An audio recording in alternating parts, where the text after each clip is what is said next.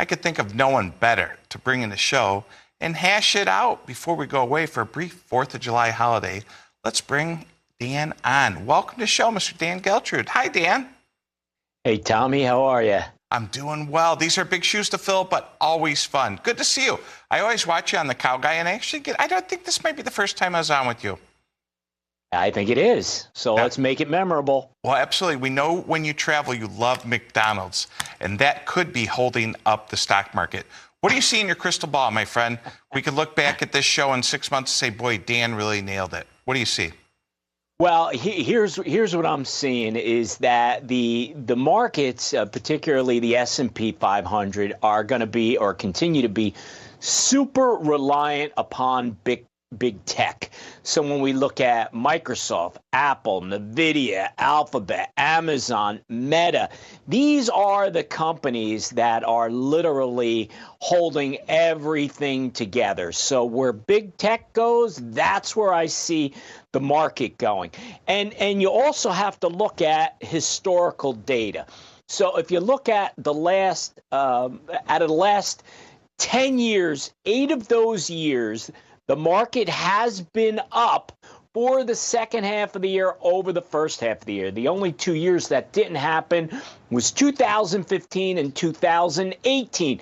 So history here on our side. But I think that investors, and I know we're talking about volatility, investors really have to look at what the next 6 months are going to hold by sticking with those consistent investments. If people are going to try to time the market, what I always say is good luck with that. That is not a good plan. So you want to really focus in on where you think the backbone of the market is, what's going to be consistent. I think, again, big tech is where it's all going to live and die by. And those are great points. If someone's scared, I still see that you can get 5% on cash. If someone's sitting on a ton of cash, they say, I don't like what's happening politically. I see a lot of things I don't like, in which if you read the papers, anyone could make that assessment. But you think it's wrong to just slap your money away and say, here, United States government, governments around the world need to borrow so much money. Let me just give it to them. They're going to send me home 5%. Is that even enough to keep up with inflation? Well, right now it may be, but look, if you're going to be putting your money in those federal or in treasuries, rather, I don't think it's a bad play at all. I mean, it's a safe investment, and you're going to get 5%. There's nothing wrong with that. What I would tell those that are nervous is that you don't want to pull out completely. You want to diversify that portfolio and have treasuries absolutely being part of it.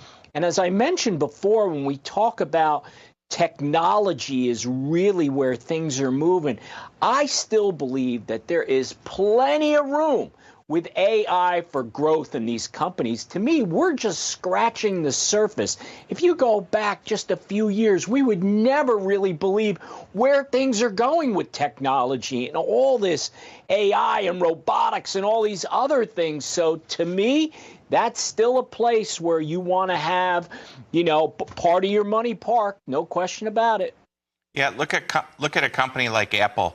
They don't come out with new products real often, but the products they have, I want to say everyone, a lot of people like. I mean, it's not, we use them for everything, whether it be the iPad, the laptop, or the iPhone. I talked to some young college students. I said, what do you use for a device? They said, I love having all three. Love having the laptop, the iPad, and the phone. They all sync together. And it's amazing how much we still don't know about AI. Heck, for all I know, you and I aren't really doing this live on TV. Maybe this was just computer animated, right? Well, it could be, but I want everybody to know is I am for real. So I am here. You're getting the real Dan Geltrude. No imposters with robotics. Look, one of the things that Apple has been criticized about is really not having enough ingenuity in terms of the products they're putting out. It seems like when you talk about the iPhone, for example, All it is, it's the same old thing with a better camera. So I think Apple has to do better, and I believe they will, because you're starting to see the competition now in that whole AI area between all of these large tech companies. So, somebody like Apple is really going to have to get with it. And that's why I see that competition is going to push big tech even further into the future. Yeah, we have a little bit more time. We have a couple minutes. I've been hanging out in Nashville all weekend. It seems like everyone's rich. That's not the case. Actually, most Americans are living paycheck to paycheck. Where's all this money come from? Whether you're in New York, or whether I'm in Nashville today, or I go back home to Chicago, people are rolling, eating big steak dinners, going out. I went to a concert. Is it all being thrown on the credit card? At what point does the system break? For example, give you a reference last week, Walgreens, and then Nike. Nike stock going down. What's that tell a smart guy like you?